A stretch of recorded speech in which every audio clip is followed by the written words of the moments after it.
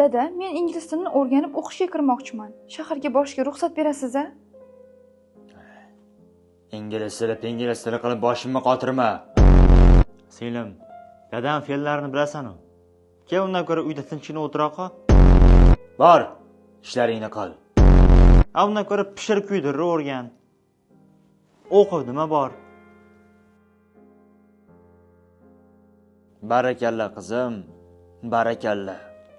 Senlarni o'qitmasam, kimni o'qitaman? Biz vaqtida o'qiy olmadik.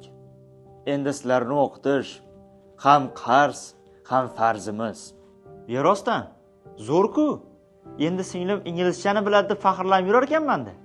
Ana, akangga aytaman, g'izillatib shaharga borib keladi. Omadingni bersin.